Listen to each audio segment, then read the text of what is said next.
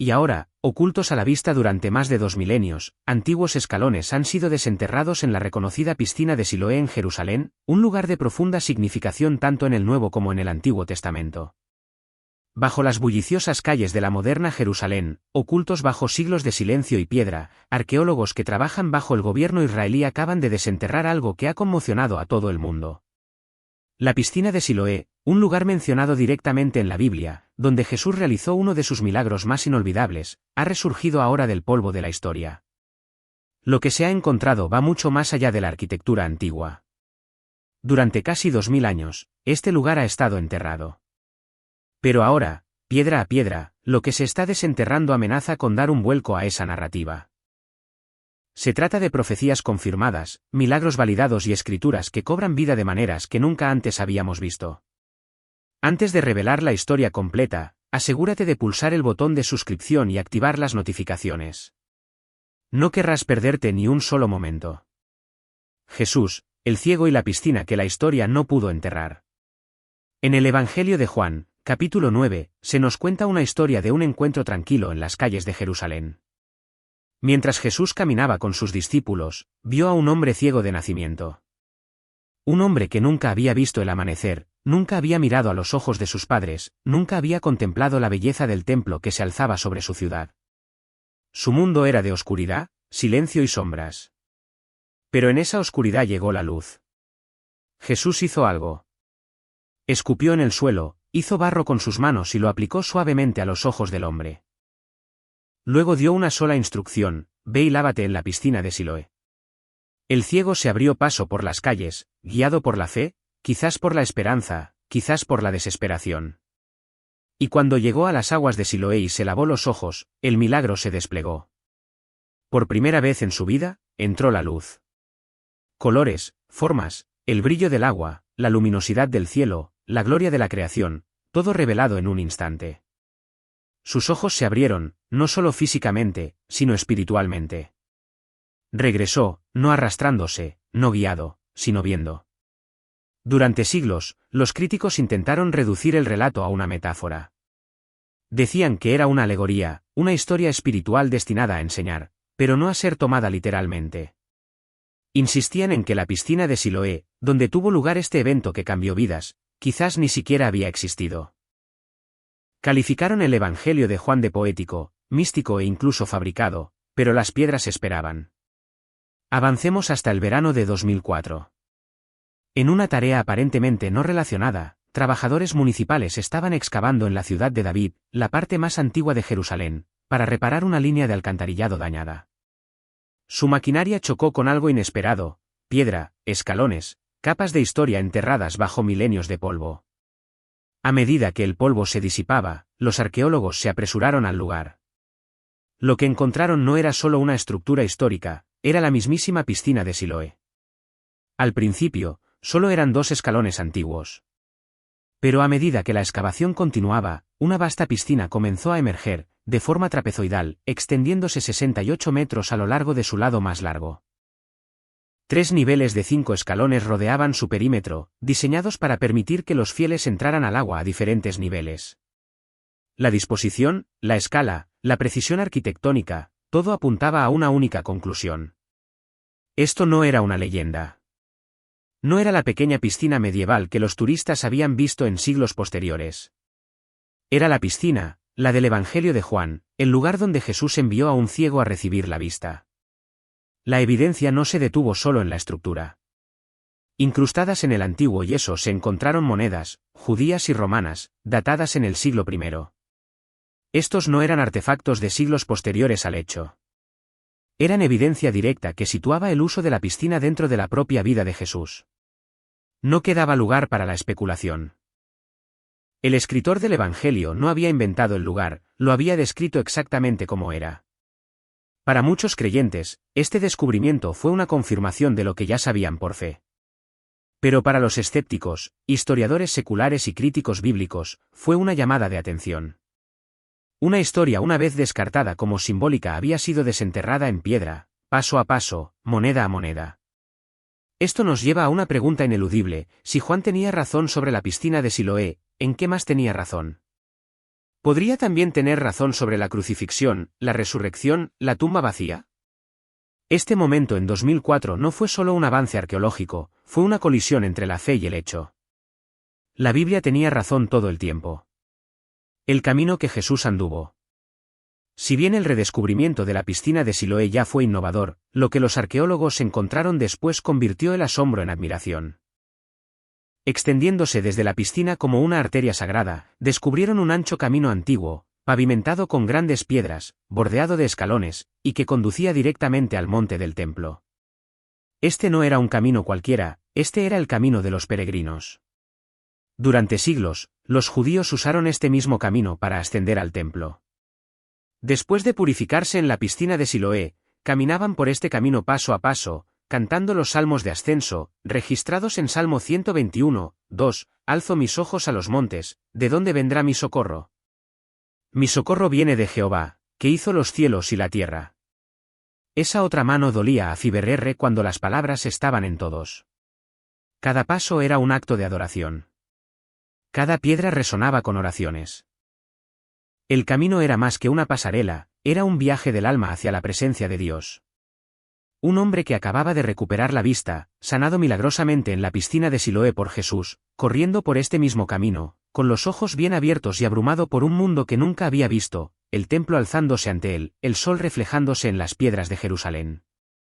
Por primera vez en su vida, lo vio todo. Jesús habría pisado estas mismas piedras con sus discípulos, enseñándoles mientras viajaban a la casa de Dios. Estos no eran caminos imaginarios genéricos en un evangelio simbólico, eran lugares reales con piedras reales, ahora desenterrados por arqueología real. Durante años, escépticos y eruditos por igual descartaron el evangelio de Juan como el menos confiable. Afirmaban que fue escrito demasiado tarde, demasiado espiritualizado, demasiado despegado de la realidad histórica. Lo llamaron teología poética, no un relato de testigos oculares. Pero ahora los mismos lugares que Juan describió, la piscina de Siloé y el camino de los peregrinos, han emergido literalmente del suelo. Si Juan tenía razón sobre la piscina, y Juan tenía razón sobre el camino, entonces ¿sobre qué más pudo haber estado diciendo la verdad? La cruz, la tumba vacía, la resurrección. Por eso el descubrimiento envía ondas de choque mucho más allá del mundo religioso.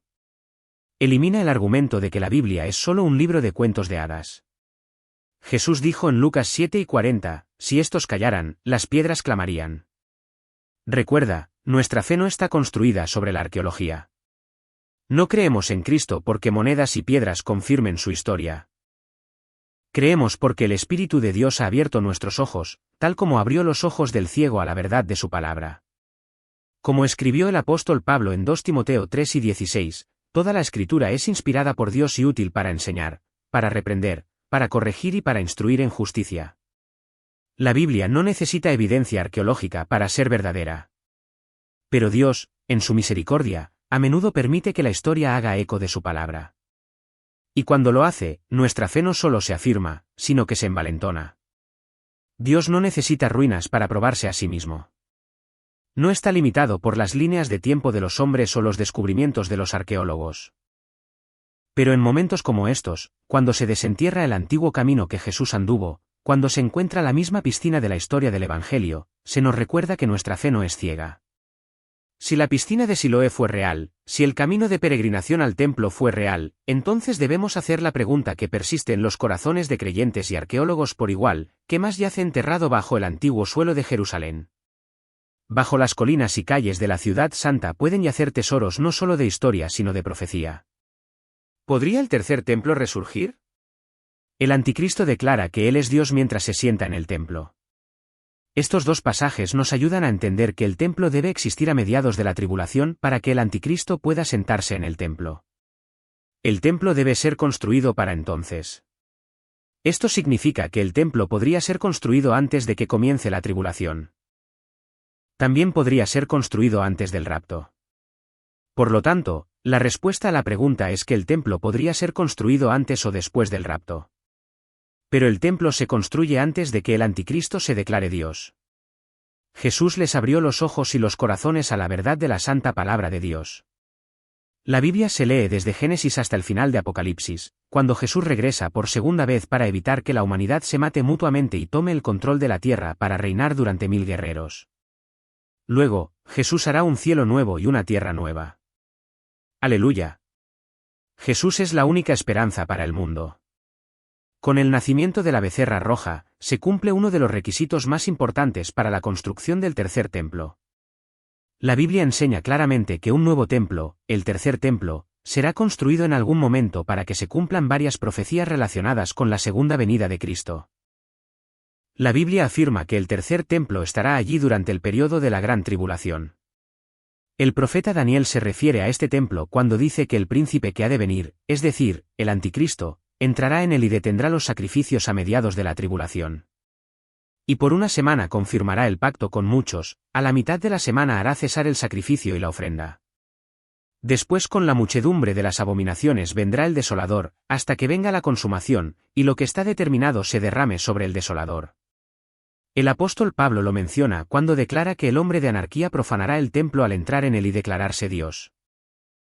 Nadie os engañe en ninguna manera, porque no vendrá sin que antes venga la apostasía, y se manifieste el hombre de pecado, el hijo de perdición, el cual se opone y se levanta contra todo lo que se llama Dios o es objeto de culto, tanto que se sienta en el templo de Dios como Dios, haciéndose pasar por Dios.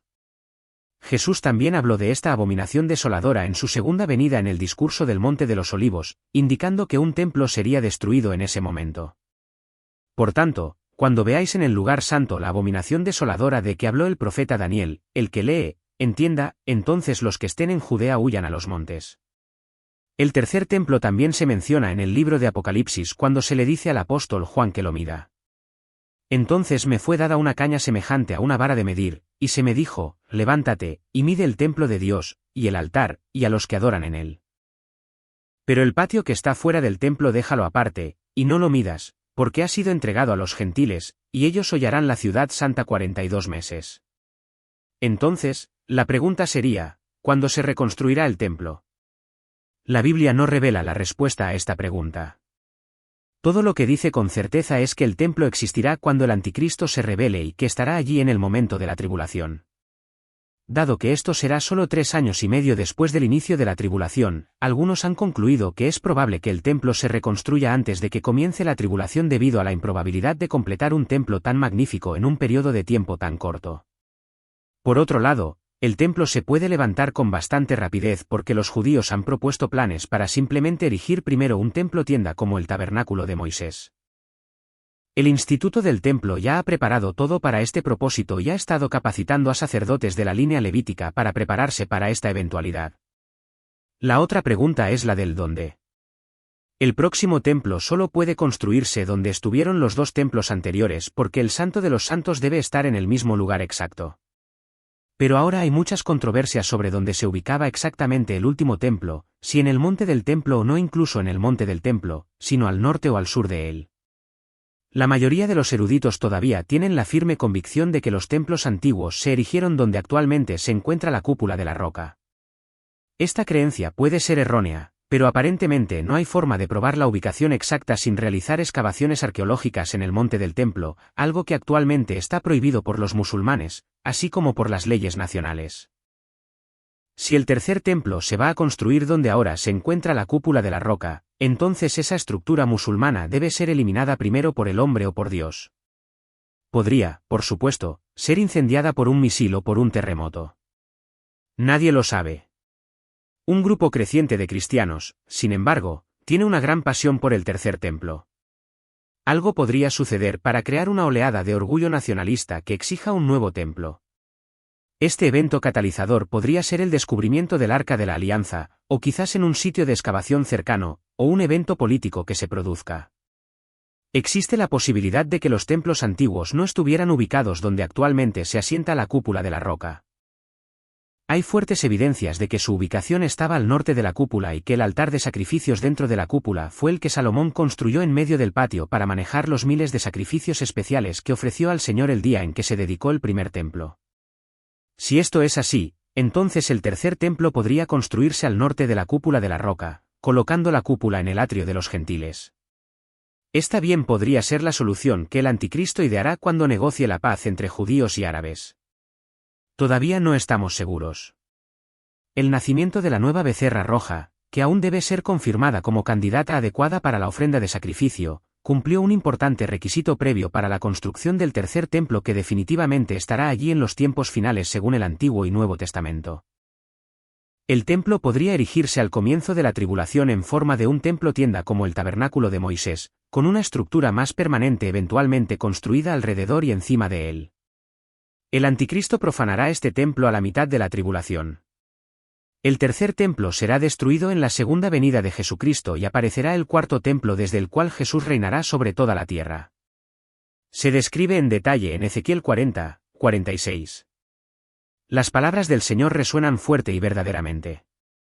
Un pequeño detalle, sin embargo, cuando se examina y armoniza cuidadosamente, puede infundir mucho significado, sentido e instrucciones a aquellos que siguen su palabra.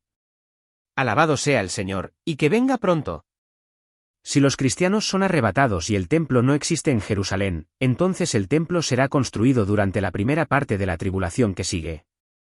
Sobre la reconstrucción. Algunos creen que no importa. Continúa siendo más como Cristo cada día, cada hora, cada minuto. Hemos tenido muchas victorias por la gracia de Dios.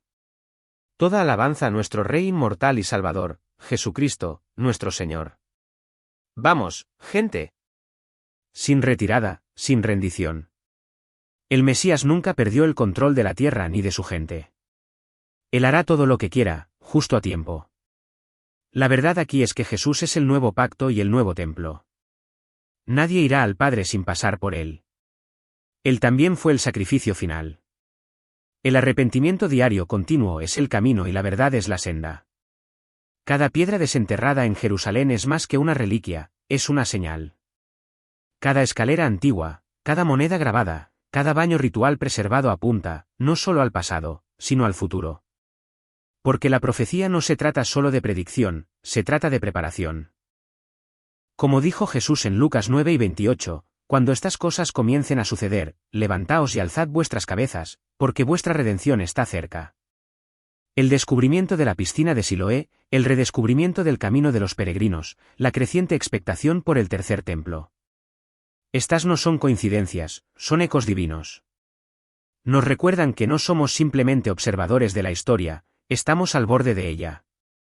Jerusalén aún guarda secretos. Pero con cada año que pasa, se acercan un poco más a la superficie. Lo que yace debajo puede sacudir el mundo, pero para aquellos que creen, no será el comienzo del miedo. Será la confirmación final de nuestra esperanza. La Biblia tenía razón.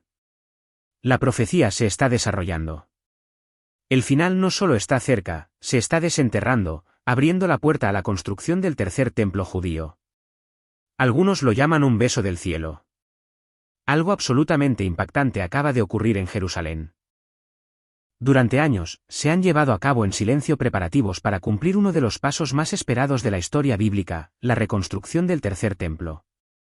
En el corazón de este antiguo ritual se encontraban las becerras rojas, criaturas raras e inmaculadas que se creía eran la clave para la purificación espiritual y el regreso del tan esperado Mesías.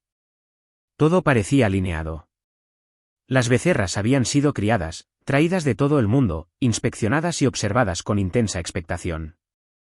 Pero entonces, hace apenas unos días, se dio a conocer una noticia que lo cambió todo.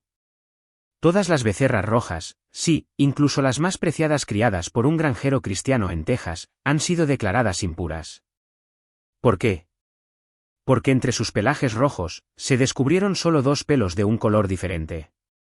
2 pequeños mechones, y sin embargo, su presencia fue suficiente para desbaratar años de planificación y devoción. La ceremonia de sacrificio ha sido abruptamente cancelada, y con ella. Pero aquí está la parte aterradora. ¿Qué pasa si el rechazo de estas becerras rojas no es el final de la historia, sino el comienzo de algo más? Un engaño, un ritual secreto ya realizado a puerta cerrada, o quizás una profecía más oscura a punto de desarrollarse. Quédate con nosotros porque lo que estás a punto de escuchar puede cambiar la forma en que ves Jerusalén, la profecía y el futuro de nuestro mundo. Las condiciones sagradas para la reconstrucción del tercer templo. Durante siglos, la visión de reconstruir el tercer templo en Jerusalén ha permanecido como una de las ambiciones más sagradas y proféticas de la tradición judía. Pero lo que mucha gente no se da cuenta es que no puede cumplirse sin un elemento divino crucial, la becerra roja. Según la creencia judía, extraída de Números 7 y 10, la becerra roja es esencial para restaurar la pureza ritual. Sus cenizas se utilizan en una ceremonia de purificación que limpia a quienes han quedado impuros por contacto con los muertos. Este paso no es negociable. Sin esta purificación, ningún sacerdote puede entrar en terrenos sagrados y ningún objeto sagrado usado en el templo puede considerarse limpio. En otras palabras, sin las cenizas de una becerra roja perfecta, el tercer templo no puede construirse, al menos no de acuerdo con la ley bíblica. Pero hay más. Los requisitos para una becerra roja son increíblemente estrictos, y algunos dirían que casi imposibles de cumplir en los tiempos modernos. El primero, la becerra roja, debe ser completamente roja. Ni siquiera se permite un solo pelo de un color diferente. Incluso 2 pelos negros o blancos son suficientes para descalificar al animal. No debe tener manchas ni defectos físicos. Incluso una pequeña cicatriz o problema cutáneo puede hacerla impura. Nunca debe haber sido utilizada para el trabajo. Esto significa que no puede haber sido uncida, montada o hecha para llevar ningún tipo de carga. Estas regulaciones han hecho que encontrar una becerra roja calificada sea casi imposible durante miles de años. Y, sin embargo, recientemente hubo una nueva esperanza.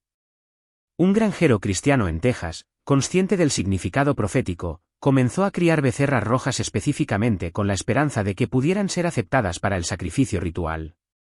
Estas vacas fueron criadas cuidadosamente bajo estricta observación, y eventualmente varias de ellas fueron transportadas en avión a Israel, observadas con gran expectación tanto por judíos como por cristianos que siguen las líneas de tiempo proféticas.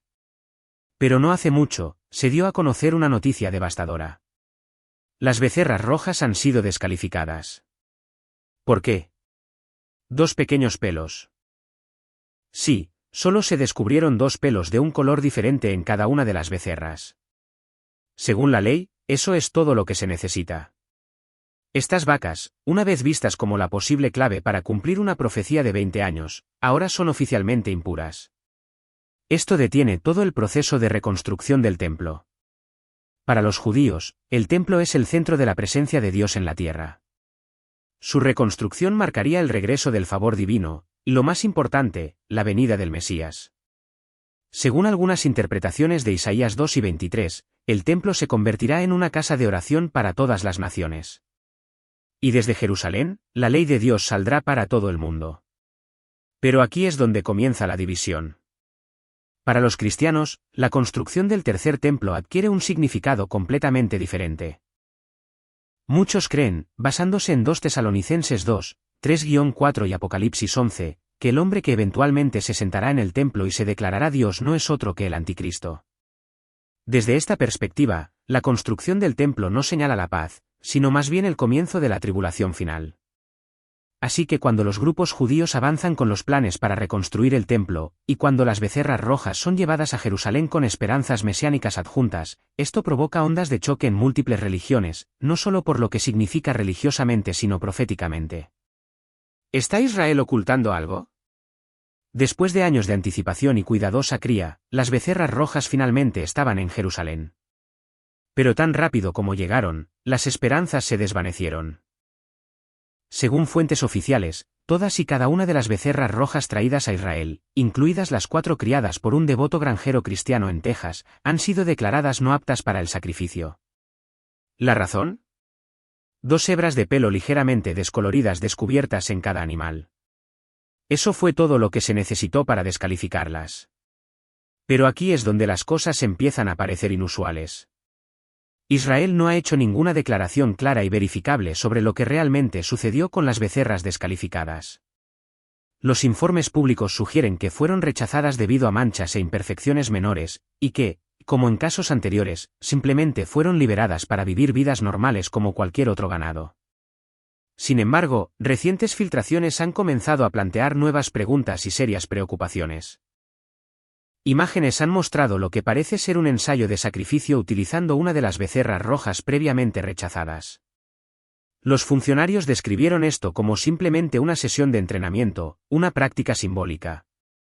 Pero quienes observaban de cerca no pudieron evitar preguntarse, ¿fue esto realmente solo un ritual de práctica, o fue el sacrificio real realizado en secreto bajo el disfraz de preparación? Esta teoría no es tan descabellada como podría sonar. Consideremos lo que está en juego. Números 19 lo deja claro. Antes de que el templo pueda ser reconstruido y los sacerdotes puedan volver a entrar en el espacio sagrado, todo el sitio debe ser purificado ritualmente con las cenizas de una becerra roja. Sin ella, la construcción del tercer templo no puede comenzar. Entonces, si el instituto del templo tuviera incluso una becerra roja que fuera casi perfecta, digamos, con solo 2 pelos de color diferente, ¿realmente la dejarían ir?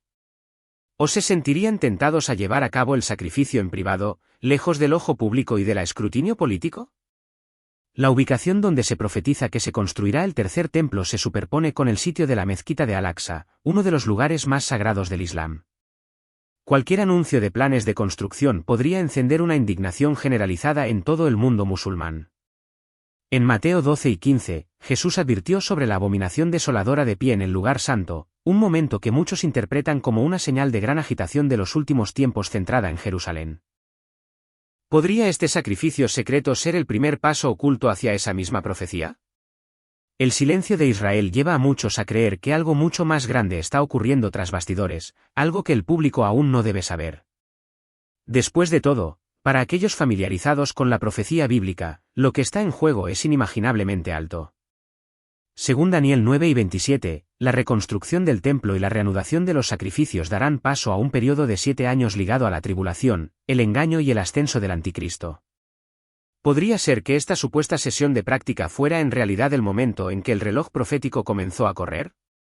¿Y qué hay del granjero de Texas? El hombre que creía que Dios había elegido a su ganado para cumplir una profecía de 20 años.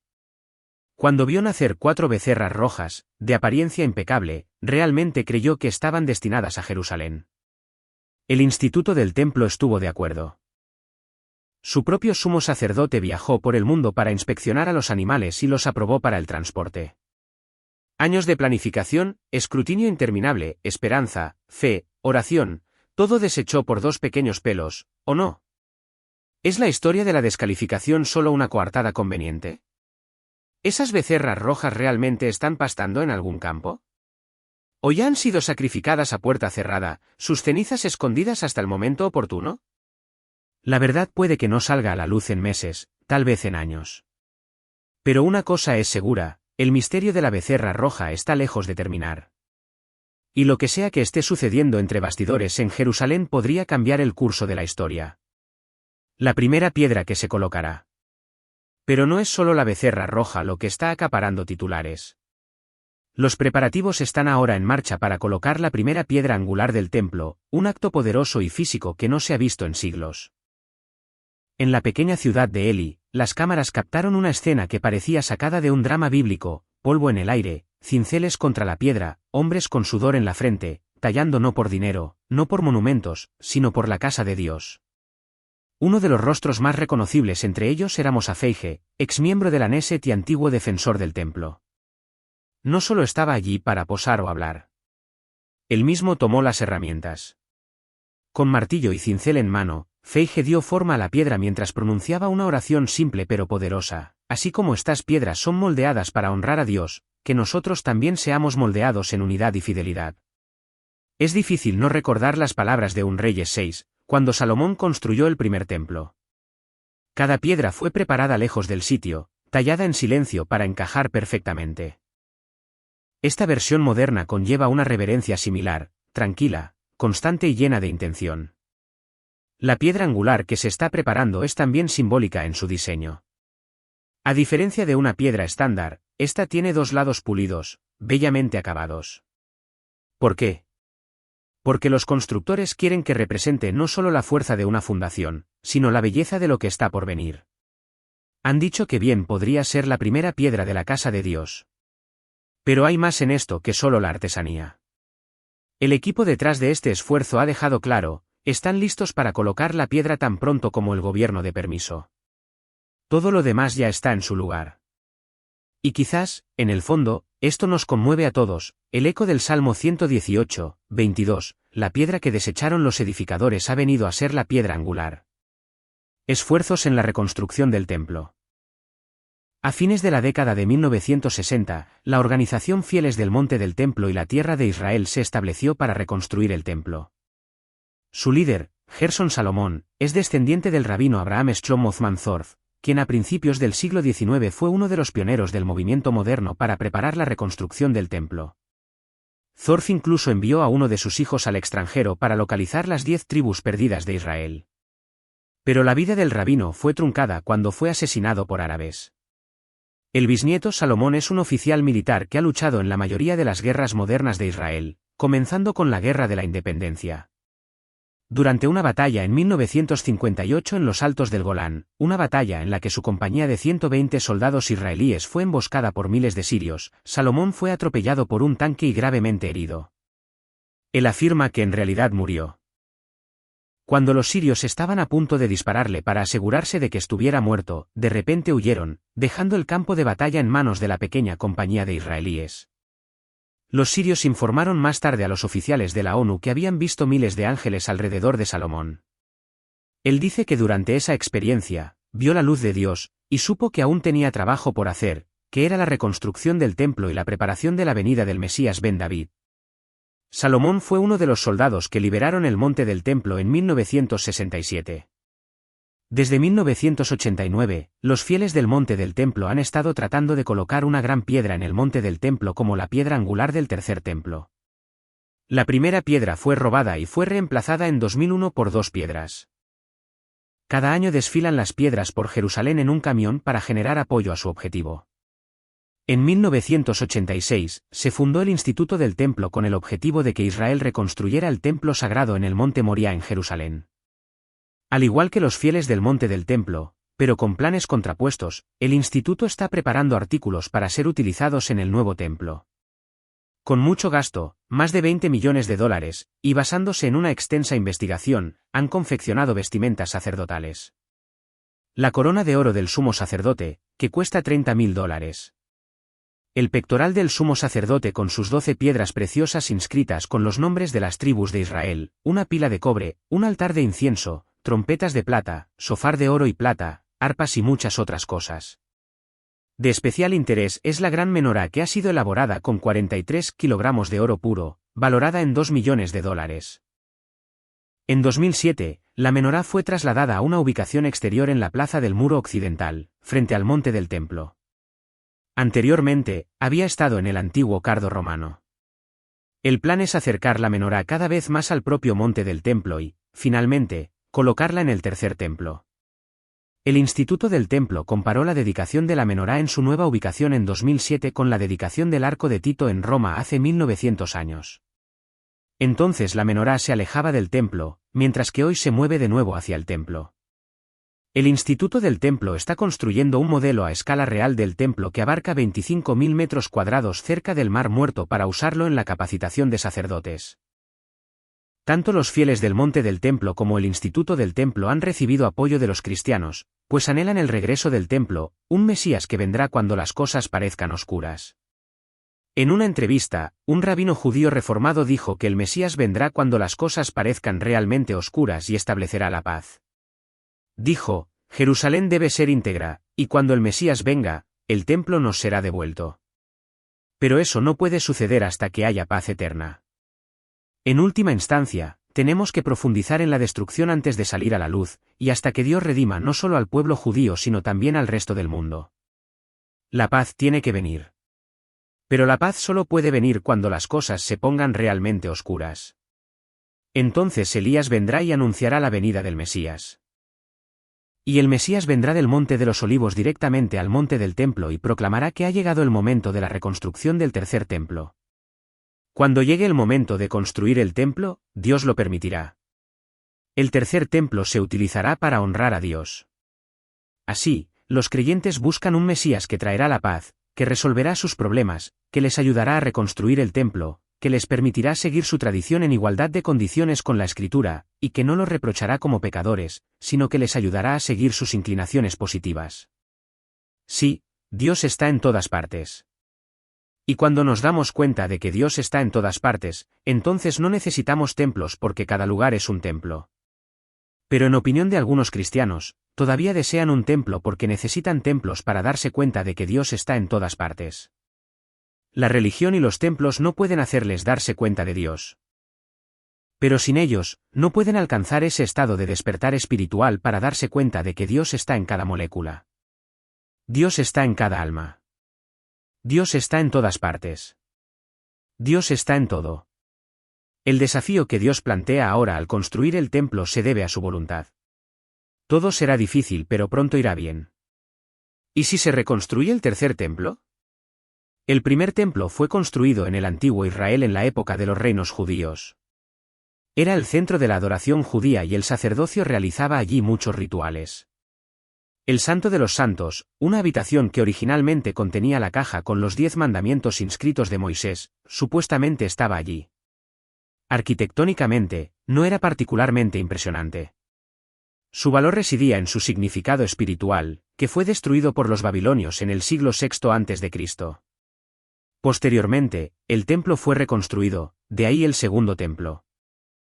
Tampoco era un edificio físicamente impresionante, pero el rey Herodes hizo más tarde renovaciones que expandieron el complejo y elaboraron el templo original.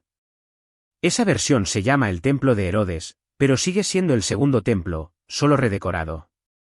En el año 70 después de Cristo, después de años de revuelta judía contra sus amos romanos, Roma destruyó el segundo templo para enseñar una lección a los judíos y romper el espíritu de su fe. Fue de hecho un golpe mortal para el tipo de religión que se había practicado cuando el templo existía, centrado en un sacerdocio que realizaba rituales en nombre del pueblo judío. En cambio, el judaísmo pasó a depender de una red de sinagogas individuales y rabinos que servían a comunidades localizadas, el llamado judaísmo rabínico. No tenía una autoridad centralizada. Se cree que una sección del muro del complejo del templo fue dejada en pie por los romanos para que el mundo pudiera comprender la magnitud de lo que habían destruido. Esta es el muro occidental o muro de los lamentos. El segundo nombre se refiere al luto de los judíos por la destrucción del resto del templo. El área dentro del muro de contención, el llamado Monte del Templo, fue utilizada como vertedero por los romanos, razón por la cual cualquier excavación en esa área desenterró miles de artefactos arqueológicos encontrados allí. La ubicación donde se supone que se reconstruirá el tercer templo es actualmente relativamente sensible. La mayoría de los judíos reconocen que, con la cúpula de la roca construida justo en medio del monte del templo, no será físicamente posible construir un tercer templo sin un conflicto judío-musulmán total de por medio. Así que simplemente no va a suceder. Y no hay razón para ello. Mientras la cúpula permanezca en pie, el tercer templo no puede ser más que una fantasía. Algunos judíos, en su mayoría ortodoxos, sueñan con el día en que se reconstruya el tercer templo. Incluso hay un grupo que ha hecho modelos de planificación y está intentando criar los animales que se requerirían para el sacrificio. El judaísmo cree que Dios no exigiría a la humanidad que hiciera algo que no se puede hacer. Por lo tanto, todas las leyes sobre el templo están en suspenso temporal. Si el templo alguna vez se reconstruye, entonces todas esas leyes volverán a estar activas y deberán seguirse. Esto incluye prácticas como el sacrificio de animales, que serían desagradables o incluso anatema para muchos judíos modernos. En esencia, el judaísmo rabínico tendría que ceder de nuevo a un sacerdocio centralizado, y el reloj religioso retrocedería 2000 años. Pero una vez que el templo fuera construido oficialmente de nuevo, mostraría que Dios realmente había regresado. Venía a su pueblo y para que todo el mundo escuchara su nombre. Según las indicaciones de la Biblia, el tercer templo será construido por el Anticristo, a quien el apóstol Pablo describe como el hombre de anarquía y el hijo de perdición.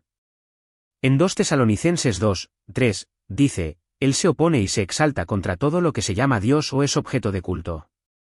Así que se sienta en el templo de Dios, proclamándose Dios. Por lo tanto, podemos entender que, si esto tiene que suceder, el tercer templo tiene que ser reconstruido. No está construido todavía debido a la oposición de los árabes. Es seguro que cuando el Anticristo surja, ejercerá su poder sobre todos estos intereses creados, diciendo que traerá la paz. Los israelitas serán engañados por él, pensando que es su verdadero amigo. Incluso lo confundirán con su Mesías. El Señor Jesús lo había predicho cuando dijo en Juan 5:43, yo he venido en nombre de mi Padre, y no me recibís, si otro viene en su propio nombre, a ese sí lo recibiréis. Solo se darán cuenta de su error cuando él tome asiento en el templo y se proclame Dios. Pero será demasiado tarde. Él intentará borrar a Israel. Pero el Señor mismo luchará por su pueblo elegido y lo salvará. Solo entonces Israel aceptará a Cristo, a quien traspasaron y crucificaron.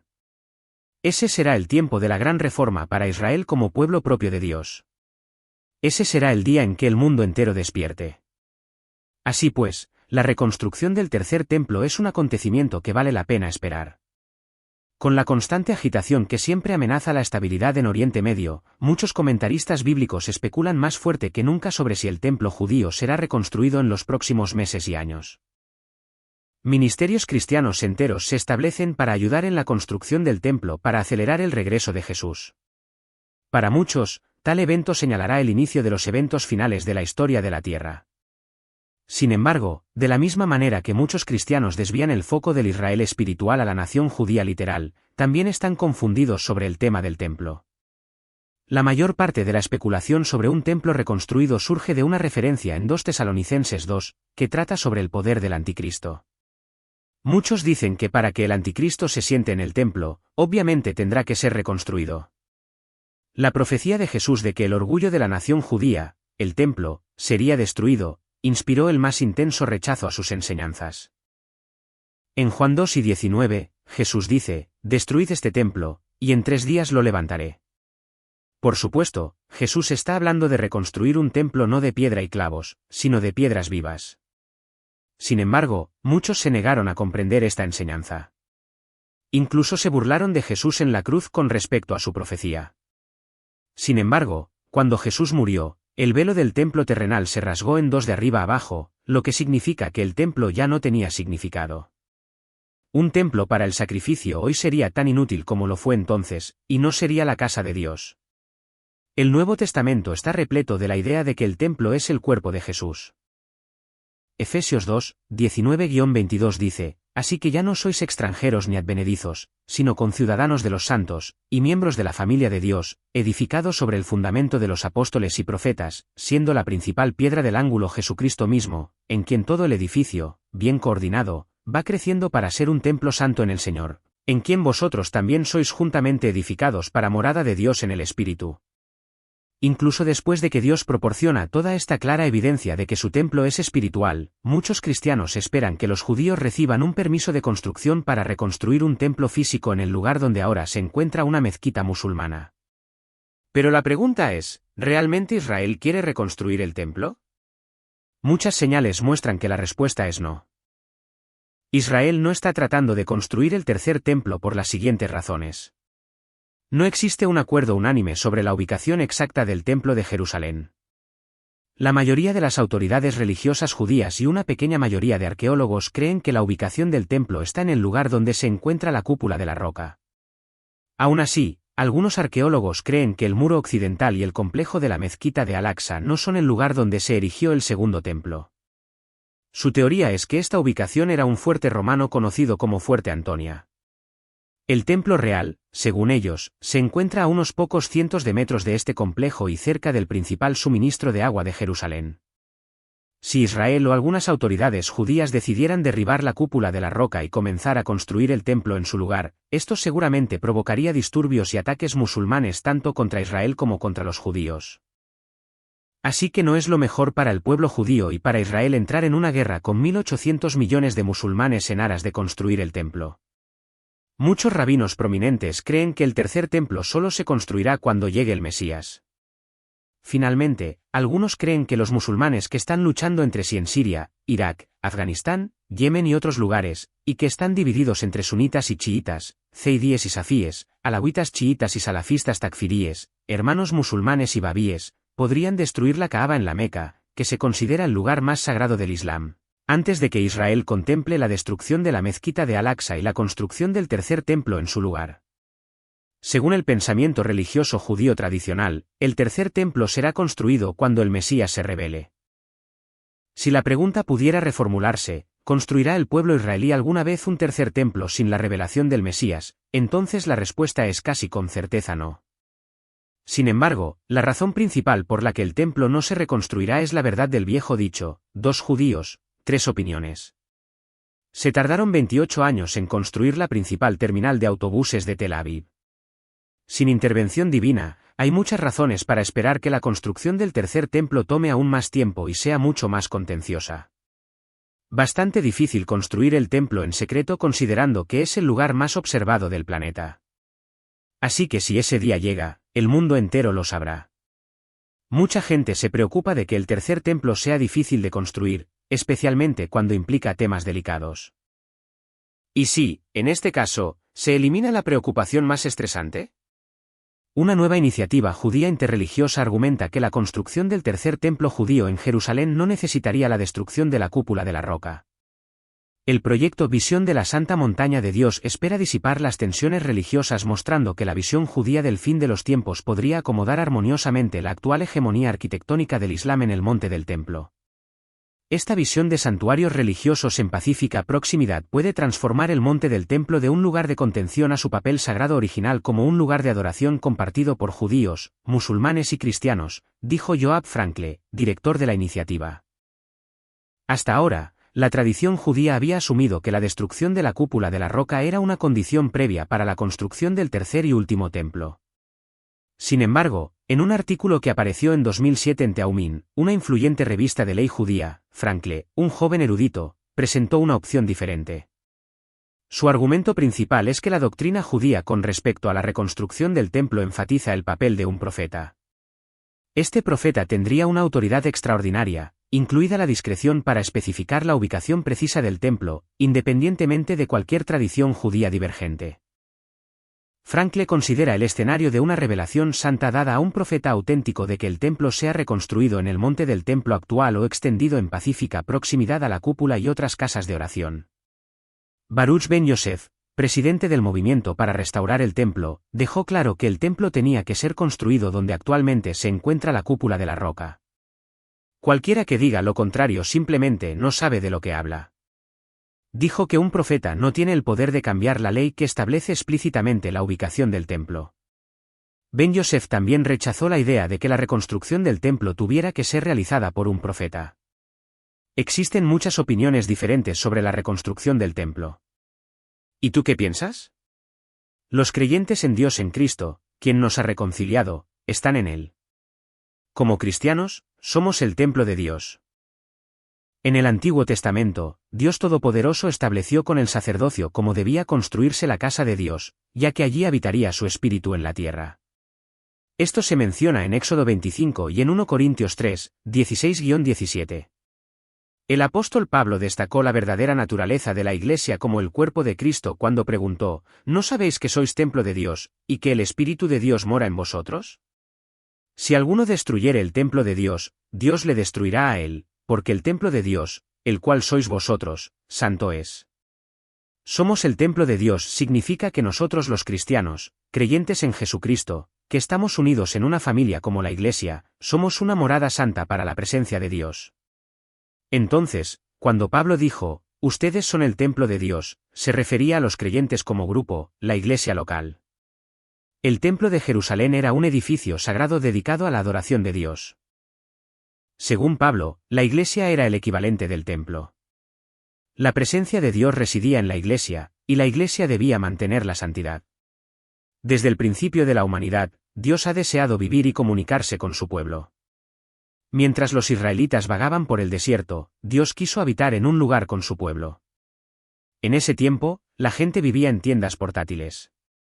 Así, la presencia de Dios moró en la tienda del tabernáculo en el desierto. Su presencia era la fuerza guía que le decía al pueblo cuándo quedarse quietos y cuándo levantar campamento y continuar su viaje.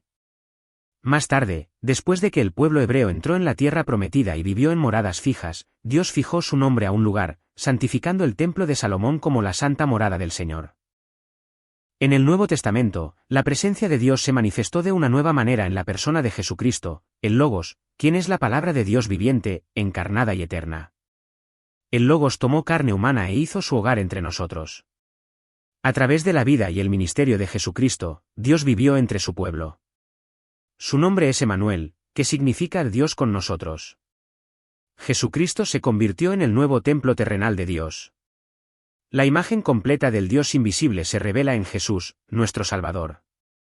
Sin embargo, Cristo es solo la instalación inicial de la presencia de Dios que mora en nosotros. Pablo también enseñó a los Efesios, en el capítulo 2, que como miembros de la casa de Dios, la Iglesia está edificada sobre el fundamento de los apóstoles y profetas, siendo la principal piedra del ángulo Jesucristo mismo. En el todo el edificio, bien coordinado, va creciendo para ser un templo santo en el Señor, en quien vosotros también sois juntamente edificados para morada de Dios en el Espíritu. Así como el templo de Dios en el antiguo pacto tenía 3 atrios, el templo de Dios hoy, que somos tú y yo como el cuerpo de Cristo, tiene 3 atrios. Tenemos el cuerpo, el alma y el espíritu. Como la presencia de Dios habitaba en el lugar santísimo en el antiguo pacto, todavía habita en el lugar santísimo hoy. Tu espíritu es donde Dios habita. Debemos entender esto. Jesús caminaba y pasó por el templo de Dios en Jerusalén. Notó que comerciantes y mercaderes, compradores y vendedores, vendían en los atrios del templo. Jesús se enojó y tomó cuerdas de cuero. Literalmente, hizo un látigo para expulsar a los animales y a los comerciantes. Estaban en los atrios exteriores del templo. La profanación ocurría en el atrio exterior, pero el Santo de los Santos estaba intacto. Eso es para mostrarte que puede haber profanación en el templo de Dios. Sin embargo, el Espíritu de Dios en ese templo no se ve afectado. Durante siglos, Jerusalén ha permanecido en el corazón mismo de la profecía, una encrucijada sagrada donde el cielo roza la tierra y las palabras antiguas resuenan por las calles de piedra. Pero, ¿y si te dijéramos que algo extraordinario, algo más allá de la imaginación, está ocurriendo una vez más? En las últimas semanas, una serie de signos misteriosos han acaparado la atención mundial, pero ninguno tan impresionante como lo que acaba de suceder sobre la ciudad santa. Testigos afirman haber visto a Jesús. Sí, Jesús apareciendo en los cielos sobre Jerusalén, no en forma humana como cabría esperar, sino como una luz radiante que se abría paso entre las nubes, acompañada de seres angelicales y un rugido similar al trueno que silenció barrios enteros. Los lugareños informaron haber visto un haz brillante que no parecía provenir de la tierra. Algunos dijeron que parecía que el cielo mismo se estaba abriendo. Otros sintieron que sus corazones temblaban mientras caían de rodillas, llorando sin saber por qué. Y ahora, señales similares han comenzado a resonar mucho más allá de Israel, sacudiendo a los científicos hasta la médula. ¿Podría ser una advertencia divina, una última llamada de atención? ¿Está Dios hablando ahora más fuerte que nunca? Si estas preguntas te conmueven, no estás solo. Dale like a este vídeo si tu corazón siente un cambio. Suscríbete para más revelaciones que el mundo necesita escuchar, y comenta abajo con las palabras, ven, Señor Jesús. Juntos, permanezcamos despiertos. Seamos la generación que escucha. La extraña luz sobre Jerusalén. El sol apenas se había ocultado tras el horizonte de Jerusalén, pintando la ciudad con su habitual crepúsculo cálido, hasta que algo inesperado sucedió. La luz no se desvaneció, se intensificó. Lo que comenzó como un sutil resplandor pronto se transformó en algo mucho más allá de toda explicación natural. Sobre la cúpula de la roca, un brillo dorado comenzó a hincharse en el cielo. Al principio, muchos pensaron que era un truco del sol poniente, un reflejo en las nubes. Pero entonces comenzó a moverse, creciendo, pulsando, relumbrando. No proyectaba sombras, proyectaba silencio. Las conversaciones se desvanecieron. Los pájaros callaron. La atmósfera misma se sintió suspendida en asombro. Los testigos dicen que era una luz que no solo brillaba, buscaba. Penetraba en ellos, despertando emociones que no podían explicar, cálida, pura, viva. Luego, cuando el resplandor alcanzó su máxima intensidad, figuras comenzaron a emerger de su centro. No descendieron. No volaron. Simplemente aparecieron como si caminaran desde la propia trama del cielo. En el corazón de esta visión se encontraba un hombre vestido de blanco, irradiando paz. Sus brazos estaban extendidos no como un gobernante que exige lealtad, sino como un pastor que da la bienvenida a sus ovejas. Los que estaban cerca jadearon, algunos cayendo de rodillas, lágrimas brotando sin previo aviso. Un nombre se susurraba una y otra vez, Jesús, y rodeándolo, seres de luz, ángeles. Se erguían altos, inmóviles, envueltos en vestiduras que brillaban como galaxias, su presencia abrumadora pero suave. No hablaban, pero su silencio rugía con propósito. Era como si el cielo se hubiera desgarrado y hubiera permitido a los observadores del cielo avanzar. Lo que sucedió a continuación confirmó que no se trataba de un evento ordinario. Un sonido resonó, no un trueno, no una maquinaria, sino un tono profundo y vibrante. Algunos lo llamaron trompeta. Otros dijeron que era un gemido del propio cielo. Sonidos como ruidos extraños. Maldita sea. Fuera lo que fuese, congeló el momento. El tiempo pareció contener la respiración. Esta no fue una visión vista solo por unos pocos. Múltiples testigos oculares, incluidos turistas, rabinos, niños y escépticos, describieron el mismo momento, la misma luz, el mismo hombre. Pudo haber sido realmente el Hijo de Dios apareciendo de nuevo, no en secreto, sino en el cielo sobre el lugar más disputado y sagrado de la tierra. Esta aparición ha provocado desde entonces una ola de reacciones globales, movimientos de oración y sueños proféticos. Y como exploraremos en las próximas secciones, esto podría ser solo el principio. El extraño sonido, incluyendo Jerusalén. Y esto fue solo el principio. Porque lo que sucedió a continuación en la misma colina donde Jesús una vez caminó no solo sacudiría la tierra, sino los corazones de aquellos que lo presenciaron. Antes de que cualquier figura apareciera en los cielos, algo extraño ya se estaba desarrollando sobre Jerusalén. Comenzó con un solo rastro de luz plateada, delgado y afilado, cortando el cielo nublado sobre el monte del templo. No era rápido como un meteoro. No se consumió en un destello. En cambio, se movía lenta, deliberadamente, casi como si fuera guiado por una mano invisible. Trazó un arco perfecto a través del horizonte, luego desapareció en el silencio. La noche siguiente, los cielos se iluminaron de nuevo. Pero esta vez, la luz no se desvaneció. Se multiplicó. Grupos de orbes brillantes comenzaron a aparecer en lo alto de la ciudad vieja. Algunos flotaban como estrellas distantes, parpadeando débilmente. Otros pulsaban intensamente, moviéndose juntos en patrones demasiado precisos, demasiado sincronizados para ser casualidad. Flotaban, no se lanzaban, por el cielo nocturno, tejiendo en el aire lo que algunos describieron como una lenta coreografía celestial. No parpadeaban como los aviones comerciales. No zumbaban como los drones. De hecho, no emitían ningún sonido en absoluto. Pero entonces llegó el sonido. Al principio, apenas se notaba.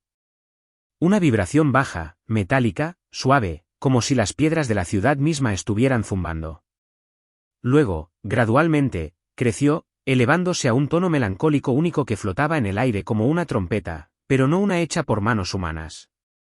Los testigos oculares describieron el tono no como algo que escucharon, sino como algo que sintieron. No entraba por los oídos.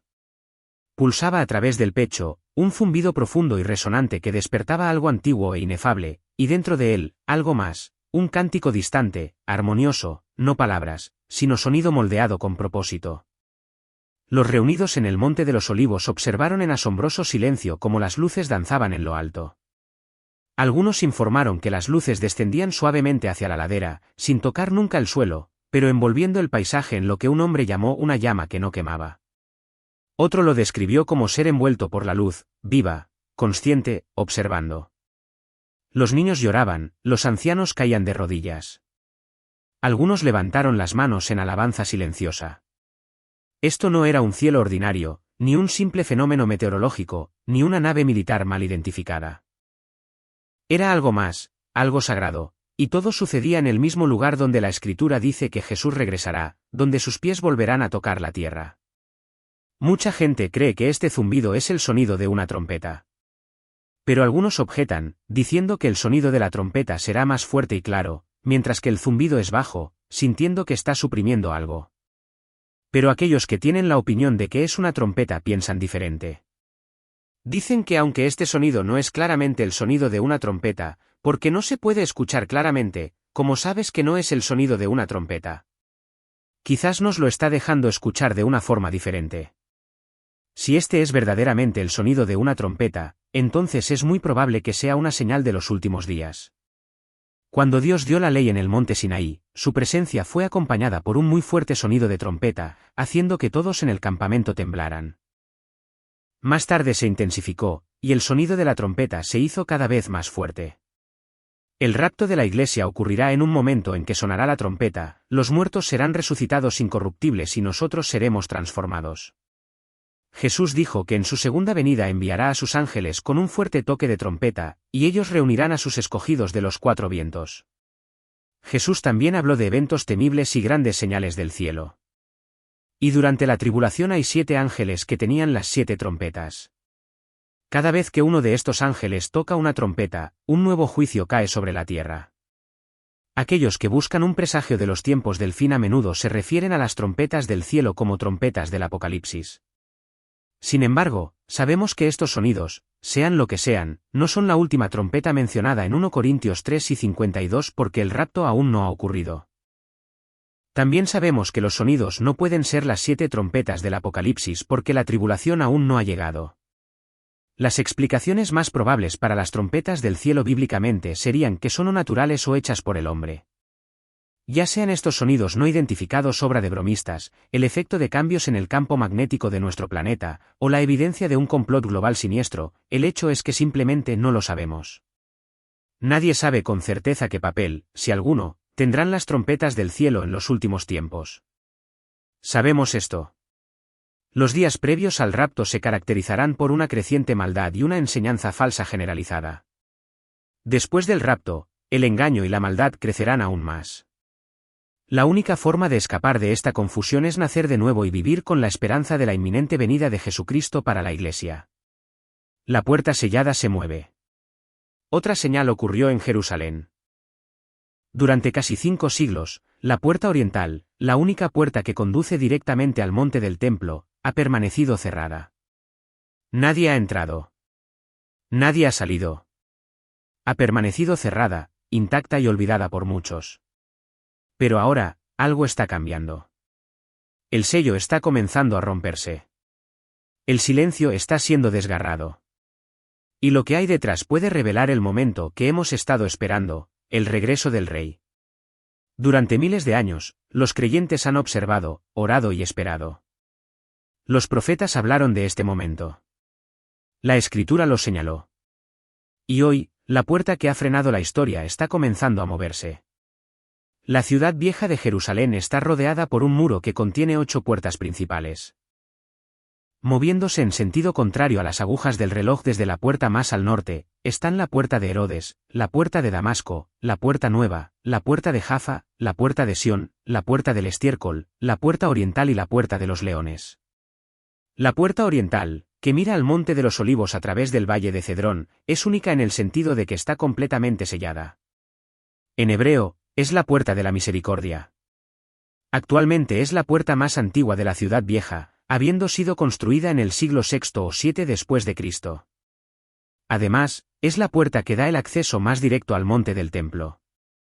Si una persona pudiera pasar por los arcos de la puerta oriental, estaría muy cerca de donde solía estar el templo judío. Cuando Jesús entró en Jerusalén desde el Monte de los Olivos en Mateo 21, usó una puerta en la misma ubicación que la actual puerta oriental o puerta dorada. Según la tradición judía, el Mesías entrará por esta puerta, montado en un burro blanco. Desde la destrucción del templo, los judíos acuden al muro para orar por la reconstrucción del muro, el templo y la puerta oriental. Se cree que la roca, situada dentro del santuario de la cúpula de la roca, es el lugar donde Abraham vino a sacrificar a su hijo Isaac. Esto se encuentra justo a la izquierda de la puerta en el monte del templo, o en el lado occidental. El monte del templo es sagrado tanto para judíos como para musulmanes, y también para cristianos. Los judíos lo veneran como el lugar donde una vez estuvieron los 2 templos bíblicos, y es el lugar más sagrado del judaísmo. La cima de la colina que domina la antigua ciudad también se conoce como el complejo de la mezquita de Al-Aqsa, el tercer lugar más sagrado del Islam después de la Meca y Medina. Según el Islam, el profeta Mahoma viajó de la Meca a Jerusalén en una noche y ascendió a los cielos. La zona conocida como la Puerta Dorada es una de las 8 puertas en las murallas que rodean la ciudad vieja de Jerusalén. La Puerta Dorada o oriental mira hacia el Monte de los Olivos y permite el acceso más directo al lugar exacto donde estuvo el Templo de Salomón. Se le llama la Puerta de la Misericordia debido a su proximidad al Santo de los Santos y al propiciatorio. Hasta el día de hoy, sigue siendo uno de los lugares más importantes para la oración judía. Desde que Israel capturó el monte del Templo en la ciudad vieja de Jerusalén durante la Guerra de los 6 días de 1967, los gobiernos israelíes han permitido que la institución religiosa jordana, el Waqf, administre el monte del Templo y la mezquita de Al-Aqsa. A judíos y cristianos generalmente no se les permite orar en el monte del Templo, y existen severas restricciones para los visitantes no musulmanes que desean ingresar al complejo. Israel ha declarado a toda Jerusalén su capital indivisible. Los palestinos quieren Jerusalén Este, donde se encuentra el monte del Templo, como su capital de un estado independiente junto con la absorción del territorio disputado de Cisjordania. Israel cerró la Puerta Dorada por orden judicial en 2003 después de que activistas palestinos y miembros de la rama norte del movimiento islámico en Israel la utilizaran, según se informó, para llevar a cabo actividades políticas en el monte del Templo. El cierre prolongado de un área cerca de la Puerta Dorada ha encendido las tensiones entre palestinos e israelíes. Funcionarios israelíes y jordanos mantuvieron conversaciones muchas veces en un esfuerzo por poner fin al conflicto por un área religiosa en disputa en el monte del Templo en Jerusalén, pero aún así no funcionó. Jordania ofreció que el sitio fuera cerrado para renovaciones a largo plazo. Si bien los israelíes estuvieron de acuerdo, insistieron en que primero debía cerrarse sin que se realizaran renovaciones, como una declaración de la autoridad israelí. Este desacuerdo, según se informó, provocó la ruptura de las conversaciones. En 2017, una decisión israelí de instalar detectores de metales en las entradas del complejo provocó semanas de enfrentamientos. En 2019, el Waqf reabrió el sitio, y los fieles palestinos han comenzado a usarlo como mezquita a pesar de los intentos israelíes de mantener el área sellada. El Waqf ha desafiado repetidamente el cierre, convocando y organizando protestas de oración en el área que a menudo estallaron en enfrentamientos con la policía. Desde el año pasado, ha habido una preocupación aún mayor debido al conflicto en curso entre Israel y Hamás en Gaza. Hamás nombró el ataque Operación Inundación de Al-Aqsa por la mezquita en la cima del monte del Templo, y grupos armados respaldados por Irán en otros países que se han unido al conflicto también incluyen referencias a Jerusalén en sus mensajes. La puerta oriental fue finalmente sellada en 1541 por el sultán otomano Solimán. Pero antes de esta fecha, la puerta fue cerrada en 810 también por los musulmanes. Luego reabierta en 1102 por los cruzados, y luego amurallada de nuevo por Saladino, el primer sultán de Egipto y Siria y fundador de la dinastía ayubí. La cara exterior de la puerta, tal como permanece desde el siglo XVI, es una entrada doble sellada que conduce a dos bóvedas. Aunque la fachada de la puerta tiene un aspecto del siglo XVI, antes de que veamos grietas en el muro o escuchemos piedras moverse en el silencio, algo comienza en lo invisible. Durante miles de años, Dios ha revelado una verdad constante: los movimientos espirituales a menudo preceden a los físicos. Antes de que llegara el diluvio, Noé escuchó la advertencia de Dios. Antes de que Israel entrara en la tierra prometida, el pueblo fue llamado a preparar sus corazones. Y antes de que Jesús resucitara de la tumba, la tierra tembló y el velo del templo se rasgó en dos. El patrón es claro: cuando Dios se mueve, a menudo comienza en el espíritu antes de revelarlo en la carne. Por eso debemos tomarnos en serio lo que está sucediendo alrededor de la puerta oriental. Para el transeúnte promedio, la puerta sellada podría parecer nada más que parte de una antigua muralla. Está silenciosa, inmóvil, cerrada tras piedra y tiempo. Pero últimamente, ese silencio empieza a sentirse más delgado, como si algo estuviera presionando desde el otro lado.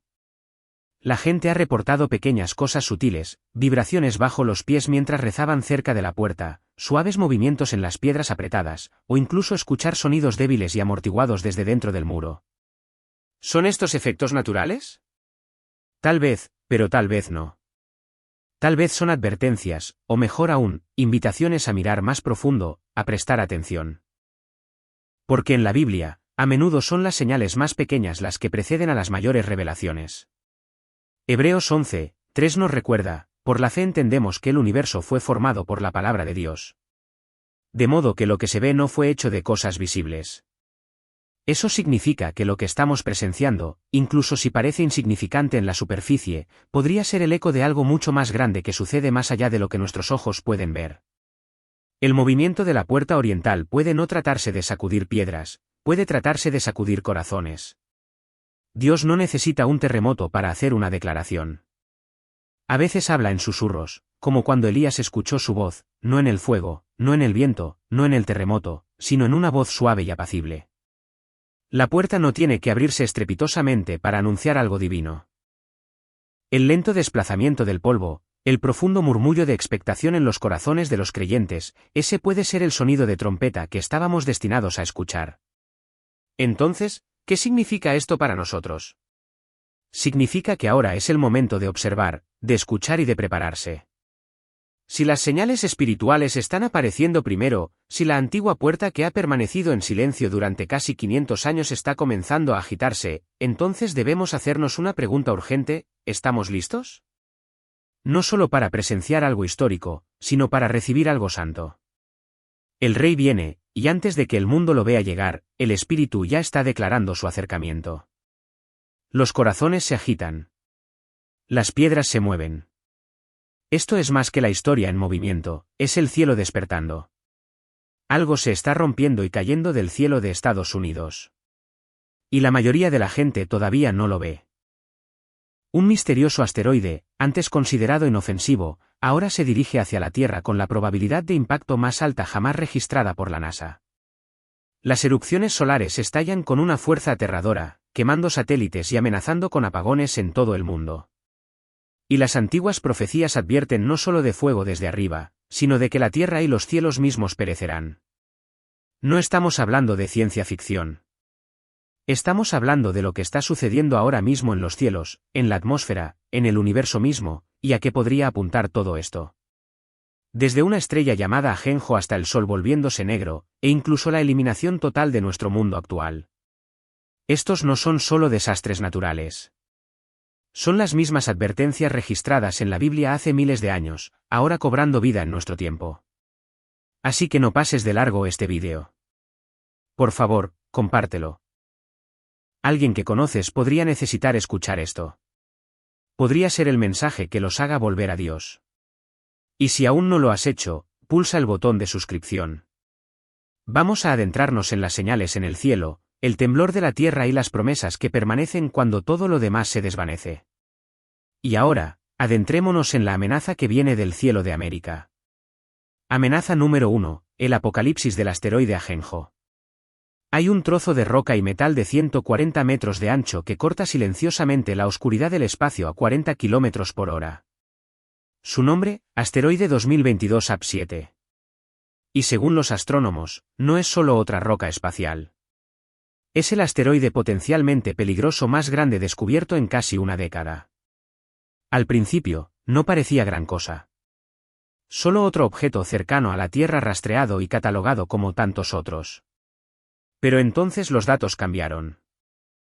Nuevos cálculos alarmantes revelaron que su trayectoria no solo está cerca de la Tierra, de hecho, se cruza con la órbita de la Tierra. La fecha, 20 de diciembre. Y aún más sorprendente, hay un 3,2% de posibilidades de impacto directo, una probabilidad más alta que cualquier objeto de su tamaño jamás registrado. Ahora, en términos de asteroides, ese número es escalofriante. Son 3 posibilidades de cada 100 simulaciones de que estemos ante un evento catastrófico. La NASA movilizó inmediatamente sus herramientas más poderosas, incluido el telescopio espacial James Webb, para estudiarlo más a fondo. Porque la verdad es que incluso asteroides mucho más pequeños han causado devastación masiva en el pasado. Pero esta no es solo una historia científica. Es algo mucho más grande. Verás, hace casi 2000 años, un hombre llamado Juan, exiliado en la remota isla de Patmos, registró una visión. Y en ella, describió una serie de eventos cósmicos que hoy se leen como una predicción extrañamente precisa, tan precisa que incluso los astrofísicos modernos están asombrados. Mira Apocalipsis 6 y 13, donde Juan escribe: y las estrellas del cielo cayeron sobre la tierra, como la higuera deja caer sus higos verdes cuando es sacudida por un fuerte viento. Juan no está hablando de un solo meteoro que surca el cielo. Está describiendo múltiples objetos, una lluvia de escombros cósmicos, como enjambres de asteroides, que ahora sabemos que viajan en familias separadas de cuerpos celestes más grandes y se mueven juntas por el espacio. Pero eso es solo el principio. La profecía se vuelve aún más escalofriante en Apocalipsis 8, 10-11. El tercer ángel tocó la trompeta, y cayó del cielo una gran estrella, ardiendo como una antorcha, y cayó sobre la tercera parte de los ríos, y sobre las fuentes de las aguas. Y el nombre de la estrella es Ajenjo. Y la tercera parte de las aguas se convirtió en ajenjo, y muchos hombres murieron a causa de esas aguas, porque se hicieron amargas. Durante siglos, teólogos y eruditos debatieron, ¿qué es ajenjo? ¿Cómo podría una estrella que cae envenenar el agua? Sonaba imposible hasta ahora. La ciencia moderna de los impactos ha revelado que cuando grandes asteroides golpean la Tierra, vaporizan roca y metal a temperaturas inimaginables. ¿El resultado? Partículas tóxicas son lanzadas a la atmósfera y luego caen en forma de lluvia ácida, mezcladas con mercurio, arsénico y plomo, componentes naturales de los asteroides. Estos metales pesados se filtran en ríos, manantiales y acuíferos subterráneos, envenenando el agua en vastas regiones. Y aquí está la parte extraordinaria. La palabra ajenjo en griego es rapsintos, una planta amarga y tóxica conocida por su sabor peligrosamente acre. El simbolismo es exacto, el agua contaminada por impactos de asteroides sabe amarga y puede matar. Juan lo sabía de alguna manera. Pero su profecía no se detiene ahí. Él dice específicamente que una tercera parte de las aguas se convirtió en ajenjo. Un tercio. Eso es una escala masiva. Algunos creen que ajenjo es un cometa, una roca gigante y ardiente de hielo que se estrella desde los cielos. Otros dicen que podría ser un arma nuclear, algo como Chernóbil, porque en un giro sorprendente, la palabra ucraniana para ajenjo es Chernóbil. Amenaza número 2, la furia solar. Lo que la mayoría de la gente no se da cuenta es que nuestro Sol, la fuente misma de la vida, también es capaz de provocar una extinción masiva. Y los científicos ahora dicen que está despertando. Tal vez en este mismo momento, líneas masivas de campo magnético se están retorciendo y enrollando en la superficie del Sol, acumulando tensión como un resorte demasiado apretado. Y cuando esos campos magnéticos finalmente se rompen y se reconectan, desatan una explosión de energía equivalente a miles de millones de bombas de hidrógeno en una sola ráfaga. No es ciencia ficción. Es física solar. Y esto es lo que realmente te aterrorizará. Ahora estamos entrando en el ciclo solar 25, una era que, según advierten los científicos, podría traer la actividad solar más volátil que hemos visto en décadas. El Observatorio de Dinámica Solar de la NASA ya está detectando llamaradas solares y eyecciones de masa coronal mucho más fuertes y frecuentes de lo que predecían los modelos. Los gobiernos se están preparando discretamente entre bastidores. En el Reino Unido, el clima espacial fue oficialmente elevado al mismo nivel de amenaza nacional que las pandemias y las grandes inundaciones, basándose en datos solares clasificados que la mayoría de nosotros nunca veremos. Y ya hemos tenido una muestra. En 2003, la llamarada solar más poderosa jamás registrada sobrecargó los sensores de los satélites, interrumpió las comunicaciones de radio y causó fallas en el GPS y en la red eléctrica en todo el mundo. Pero la ciencia moderna apenas está poniéndose al día con lo que la Biblia nos advirtió hace casi 20 años. En Apocalipsis 16, 8-9, el apóstol Juan escribe, el cuarto ángel derramó su copa sobre el sol, al cual se le concedió quemar a los hombres con fuego. Y los hombres fueron quemados con el gran calor, y blasfemaron el nombre de Dios, que tiene poder sobre estas plagas, y no se arrepintieron para darle gloria. Durante generaciones, los lectores estuvieron perplejos. ¿Cómo podría el Sol, a 150 millones de kilómetros de distancia, quemar directamente a los seres humanos? Pero ahora, gracias a los estudios magnetosféricos de la NASA, sabemos exactamente cómo. Cuando una eyección de masa coronal, CME, masiva golpea el escudo magnético de la Tierra, no solo interfiere con la tecnología. Comprime nuestro campo protector hasta tan solo el 10% de su fuerza normal, permitiendo que la radiación letal penetre la atmósfera y alcance la superficie. El quemar con fuego descrito en Apocalipsis no es simbólico. Es una descripción literal de quemaduras por radiación, exactamente lo que sucedería si las partículas solares perforaran nuestra magnetosfera durante una tormenta geomagnética. Y la precisión bíblica no termina ahí. En Apocalipsis 6 y 12, Juan registra, miré cuando abrió el sexto sello, y he aquí hubo un gran terremoto, y el sol se puso negro como tela de cilicio, y la luna se volvió toda como sangre. ¿Cómo podría el sol volverse negro y la luna roja al mismo tiempo? Durante siglos, parecía imposible. Pero ahora lo sabemos.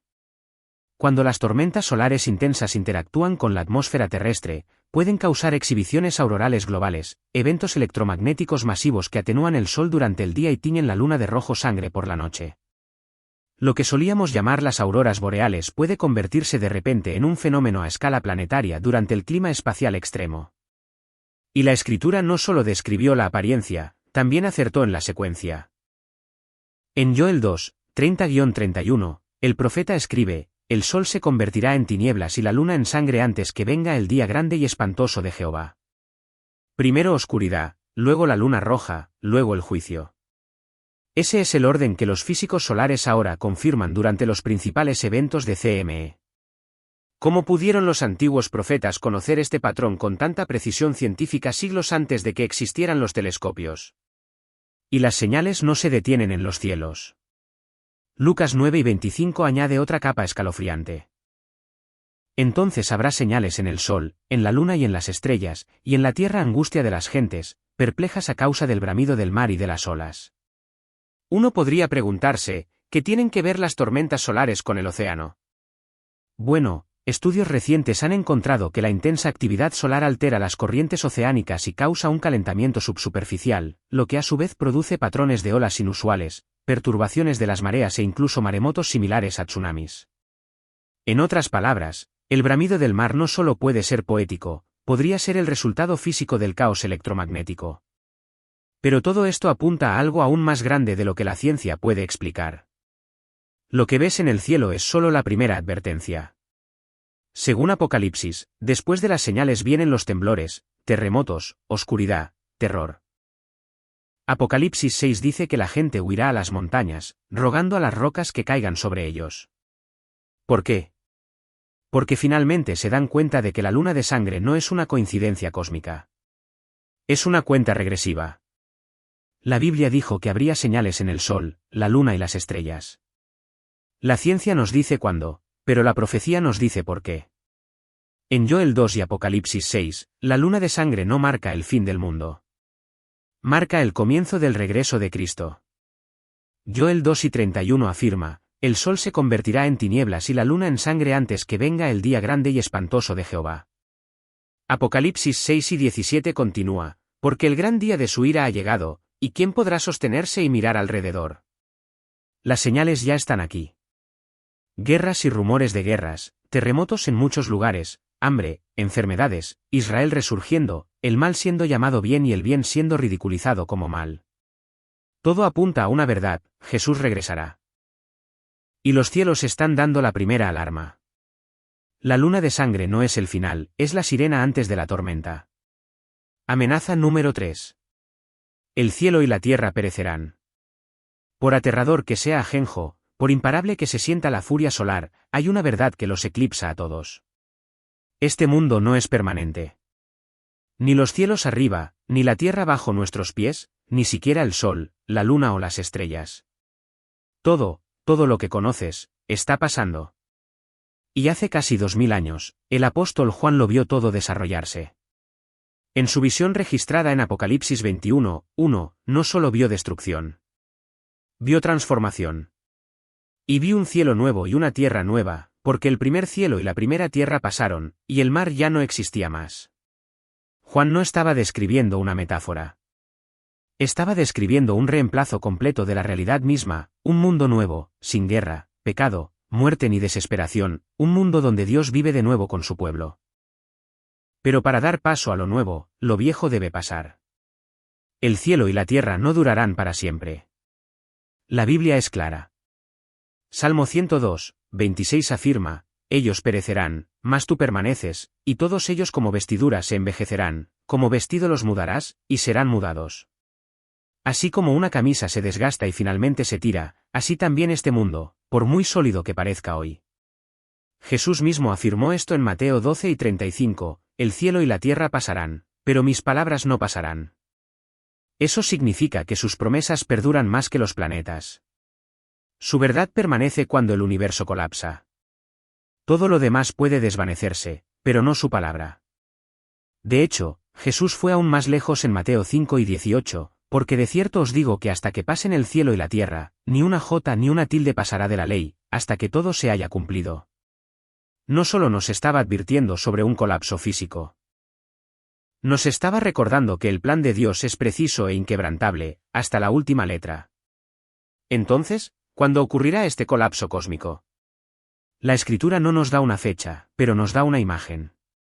En 2 Pedro 3, 10-12, el apóstol Pedro escribe: pero el día del Señor vendrá como ladrón en la noche, en el cual los cielos pasarán con grande estruendo, y los elementos ardiendo serán deshechos, y la tierra y las obras que en ella hay serán quemadas. Puesto que todas estas cosas han de ser deshechas, como no debéis vosotros andar en santa y piadosa manera de vivir, esperando y apresurándoos para la venida del día de Dios, en el cual los cielos, encendiéndose, serán deshechos, y los elementos, siendo quemados, se fundirán. ¿Captaste eso? Este mundo no será borrado por el agua de nuevo. Dios ya le prometió eso a Noé en Génesis 9 y 11.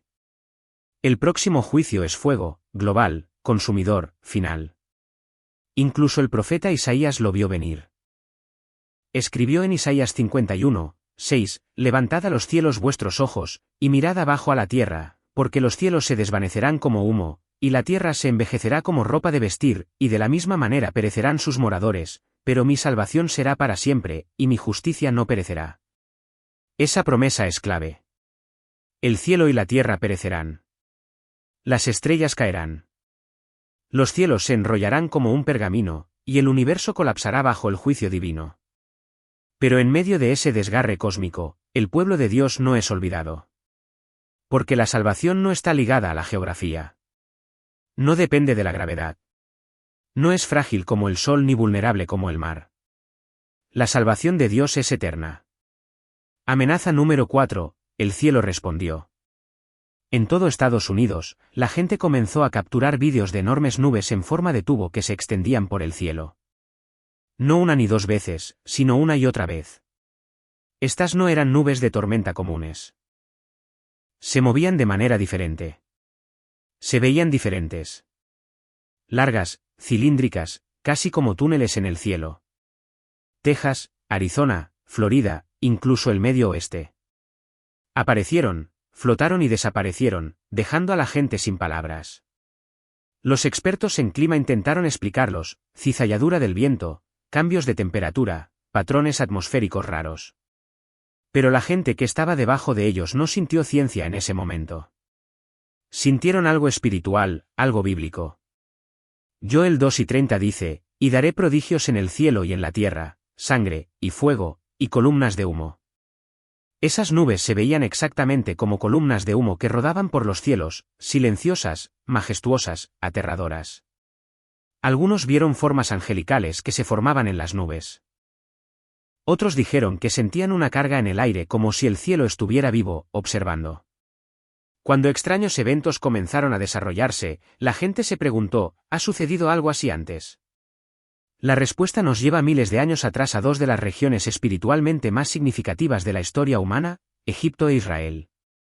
Sobre los misteriosos sonidos del cielo en Éxodo 7 y 16, los israelitas se reunieron en el monte Sinaí.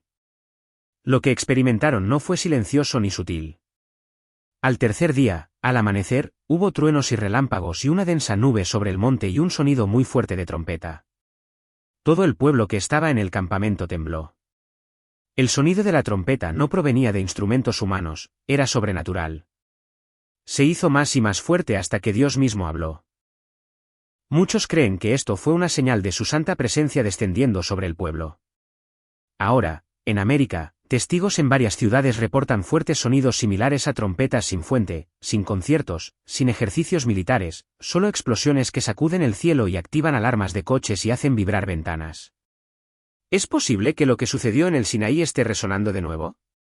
Durante el Éxodo, Dios usó formaciones de nubes para guiar a su pueblo. De día el Señor iba delante de ellos en una columna de nube para guiarlos por el camino. Esta nube no era aleatoria. Tenía una forma. Tenía un propósito. Se movía con intención divina. Ahora, en los cielos de Texas, Arizona y Florida, la gente está presenciando nubes cilíndricas que se extienden por kilómetros, rodando como pergaminos o túneles a través de los cielos. Muchos las describen con una quietud inquietante, un sentido de propósito, casi como si estuvieran siendo dirigidas. Es posible que estas formaciones modernas no estén destinadas a la navegación, sino como advertencias, una señal de que Dios está nuevamente en movimiento, llamando a la gente a volver a Él. Amenaza número 5, sonidos aterradores del cielo. No solo eso, sino que los humanos también escucharon el extraño sonido resonar en el cielo. La gente se confundió y asustó extremadamente porque no sabían a qué cosa terrible se enfrentaban. Lo que pueden hacer es compartir constantemente sus miedos y orar por una explicación clara. Cuando veas el vídeo, escuchemos atentamente. Más allá del canto de los pájaros, puedes escuchar el mismo zumbido de fondo. Este suena tan bajo que es casi inaudible pero súper consistente. Normalmente, por las tardes, después de las 8, la gente de esta zona escuchaba un zumbido muy bajo que venía en una especie de patrón de ondas. Algunos dicen que pueden escuchar el zumbido desde su casa en el norte del condado de St. Louis. Las autoridades regionales han realizado controles en la zona para encontrar la fuente de este misterioso sonido. Cuando la gente escuchaba el zumbido, definitivamente se asustaba y buscaba algún tipo de explicación para el sonido misterioso. Cuando no se pudo encontrar la fuente de este extraño sonido, la gente pensó en otra posibilidad que no era un sonido hecho por humanos o máquinas, sino el sonido del Espíritu Santo. Los oyentes los describen como gemidos metálicos, armonías angelicales y trompetas que suenan desde el cielo. Algunos dicen que es un sonido del cielo como el rugido de aguas caudalosas o que es el sonido de Dios. Durante casi una década, estos sonidos se han escuchado en todo el mundo. Muchos creen que los sonidos son las trompetas de los ángeles de Dios, una advertencia del fin y una señal de la presencia de Dios aquí en la tierra. Nos recuerda un tiempo en que Dios hizo oír su presencia en la tierra, una vez a Moisés en el monte Sinaí, donde dio la Torá al pueblo de Israel, y luego nuevamente cuando el Espíritu Santo descendió sobre los seguidores de Jesucristo. Algunos creen que los sonidos de las trompetas son el principio del fin, el fin de los tiempos, y la apertura de los 7 sellos. Hay muchas teorías, como el desplazamiento de placas tectónicas, terremotos menores, cambios en el núcleo de la Tierra, llamaradas solares, extraterrestres, un dios enojado e incluso el sonido de un meteoro que se acerca. Extraños sonidos en el cielo, predicadores que profetizan el fin del mundo, cientos de pájaros que caen del cielo, sequías, llamaradas solares y rumores de un inminente impacto de un meteoro. ¿Podrían los sonidos similares a trompetas ser la llegada del Apocalipsis? Apocalipsis 4, 1. Después de esto miré, y he aquí una puerta abierta en el cielo, y la primera voz que oí, como de trompeta, hablando conmigo, dijo, sube acá, y yo te mostraré las cosas que han de suceder después de estas. ¿Podrían estos sonidos ser la voz de los ángeles que traen los últimos días y un regreso de Cristo a la tierra? Mucha gente cree que este zumbido es el sonido de una trompeta.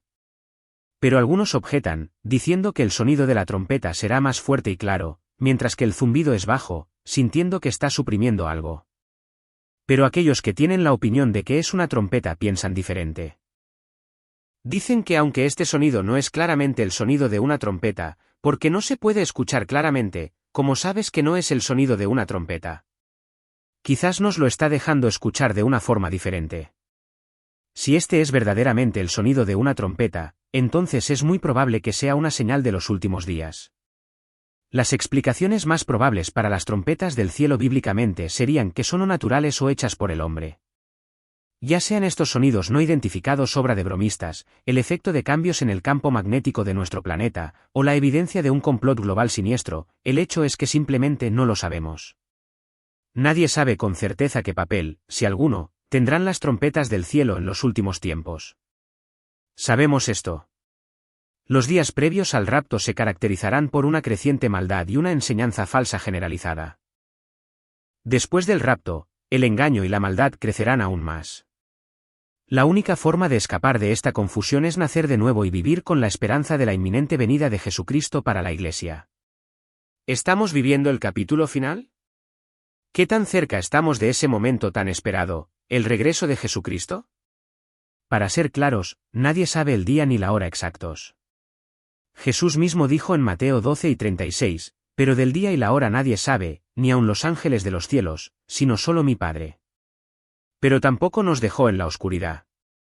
En ese mismo capítulo, Jesús dijo a sus discípulos que observaran las señales, que prestaran atención a los dolores de parto, esos temblores crecientes en la naturaleza, la sociedad y el corazón humano que señalarían que su regreso está cerca. Así como los dolores de parto antes de un nacimiento, cuanto más nos acercamos, más frecuentes e intensos se volverán los signos. Ahora, pensemos en lo que estamos viendo hoy. Anomalías celestes y sonidos similares a trompetas que la ciencia no puede explicar. Terremotos en lugares donde el suelo rara vez se mueve. Descubrimientos misteriosos que apuntan a antiguas verdades ocultas. Confusión espiritual, colapso moral y profunda división en todo el mundo. Y, sobre todo, una creciente sensación de urgencia en los corazones de los creyentes de que algo está cambiando. Jesús dijo en Lucas 9:28, cuando estas cosas comiencen a suceder, levantaos y alzad vuestras cabezas, porque vuestra redención está cerca. No cuando hayan terminado, no cuando sea demasiado tarde, sino cuando comiencen. Y eso es lo que hace que este momento sea tan crítico, porque estas cosas han comenzado a nuestro alrededor. No se nos promete el mañana. No se nos garantiza más tiempo para resolverlo todo. Pero se nos da este momento, ahora mismo, para despertar, para volver a Dios y para preparar nuestros corazones. El regreso de Cristo no es solo un evento dramático en algún calendario profético. Es el cumplimiento de una promesa. Es el momento en que el dolor da paso a la paz. Cuando la oscuridad es vencida por la luz. Cuando toda rodilla se doble y toda lengua confiese que Jesús es el Señor. Entonces, ¿qué tan cerca estamos? Solo Dios sabe el momento exacto. Pero cuando miras las señales, cuando escuchas lo que la tierra y los cielos declaran, está claro que estamos más cerca que nunca, y quizás, solo quizás, más cerca de lo que pensamos. Obviamente, cuando el Señor envía un mensajero para preparar el camino ante Él, ese mensajero no puede ser otro que un profeta. Cuando vino en el meridiano de los tiempos, el Señor envió a Juan el Bautista. Y Jesús testificó que no había profeta más grande en Israel que Juan el Bautista. Estamos viviendo el día de la preparación. Y el Señor ha enviado a su mensajero para preparar el camino. Y le dio las llaves para organizar su iglesia y reino y para establecer el santo sacerdocio y el poder del apostolado tal como existía en la iglesia en los días primitivos. Luego están las palabras de Pablo. Dijo que el Señor ha revelado el misterio de su voluntad para que, en la dispensación de la plenitud de los tiempos y nosotros vivimos en esa dispensación, reuniera todas las cosas en Cristo, tanto las que están en el cielo como las que están en la tierra. ¿No es algo en lo que pensar cuando escuchas que el Señor revelará el misterio de su voluntad y que el misterio de su voluntad ha sido revelado a sus profetas modernos de este día, y tenemos verdades que ninguna otra iglesia en este mundo conoce?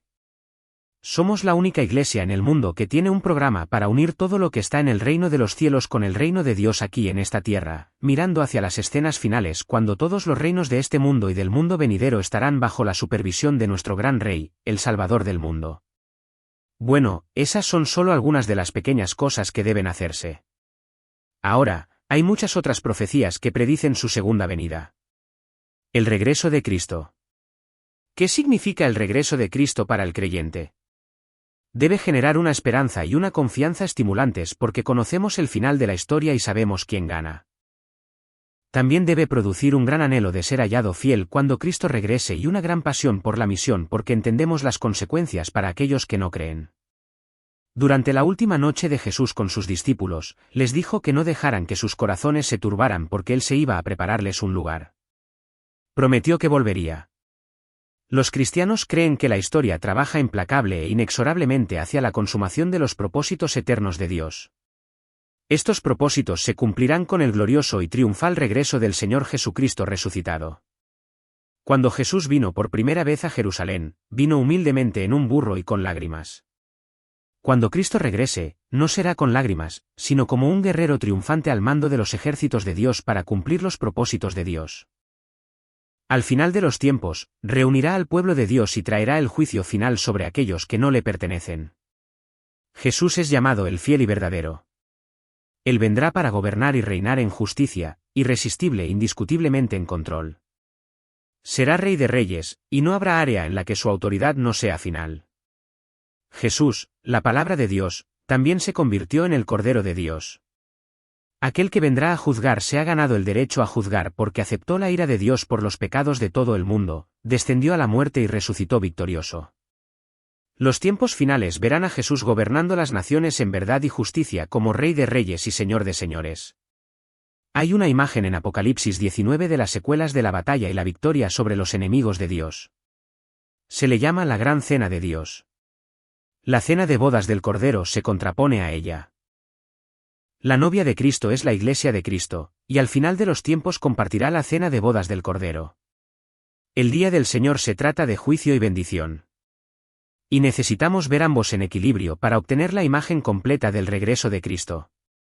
El que se opone a los propósitos de Dios es Satanás. Será atado por 1000 años, liberado para engañar a las naciones, y luego finalmente juzgado al final de la era. La Biblia se refiere a este periodo de tiempo como la segunda venida y el juicio del gran trono blanco. Incluirá toda la creación. El juicio del gran trono blanco es un pensamiento impresionante y aterrador. Se abrirán los libros, y seremos juzgados basándonos en la justicia de Dios. No hay excepciones, omisiones ni excusas. No habrá error judicial, solo la impresionante justicia de Dios como un foco que evalúa todo. El libro de la vida también se abrirá en la segunda venida. Es el registro de todos los que han recibido vida eterna. La Escritura dice que la vida eterna es el don de Dios por gracia. No tiene nada que ver con nosotros y todo que ver con lo que Dios ha hecho por nosotros. La gloria de Dios se verá en el regreso de Cristo durante los tiempos finales, ya sea en juicio sobre los impenitentes o en bendición sobre los redimidos. El título Apocalipsis en griego es la palabra apocalipsis o apocalíptico. La literatura apocalíptica está llena de símbolos e imágenes que tienen la intención de transmitir un mensaje a través del simbolismo.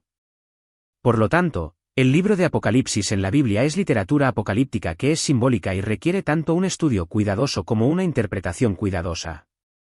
El apóstol Juan tiene una visión mientras está exiliado en Patmos por el testimonio de Jesús. Se le instruye que tome notas cuidadosas y que envíe lo que aprenda a las iglesias de las provincias romanas de Asia Menor, ahora el oeste de Turquía. Esas iglesias estaban luchando en ese momento. Juan escribe para animarlas a mantenerse firmes para que, en lugar de ser abrumadas, sean una comunidad vencedora. Entonces, ¿qué está pasando en los últimos tiempos? ¿Te interesa un relato de primera mano del cielo y de las cosas por venir? Demasiado a menudo la gente rehúye el libro del Apocalipsis porque es misterioso y ciertas partes son difíciles de entender. Es cierto que Apocalipsis está muy cargado de imágenes simbólicas. Sin embargo, hay mucho en este libro profético de lo que puedes estar seguro, empezando por el hecho de que la lucha entre el bien y el mal no es nada nuevo, pero finalmente será juzgada. Y puedes mantenerte firme sabiendo que Dios está llevando a cabo su plan cósmico y es la autoridad máxima sobre todo. ¿Cuándo regresará Cristo? ¿Crees verdaderamente que Jesús es el camino, la verdad y la vida? El mundo te dirá lo contrario, que hay alternativas a Jesús, a la salvación y al cielo. Que la fe en Jesús es impopular y una idea anticuada. Pero no te dejes engañar. La Biblia dice enfáticamente que toda rodilla se doblará cuando Jesús regrese. Toda rodilla, escépticos, reyes, presidentes, cada persona verá la majestad de Jesús y lo reconocerá como Señor de todo. Esa es la verdad y es una imagen increíble. La siguiente pregunta obvia es, ¿cuándo regresará? Solo Dios Padre lo sabe, pero ten la seguridad de que está regresando y si tienes una relación con Él, será un día glorioso. La Biblia nos dice que después de que todo sea destruido, Dios creará un cielo nuevo y una tierra nueva. Este nuevo cielo y nueva tierra durarán para siempre. El estado eterno es lo que los teólogos llaman el nuevo cielo y la nueva tierra. Dios nunca destruirá el nuevo cielo y la nueva tierra porque será completamente perfecta, sin pecado y santa.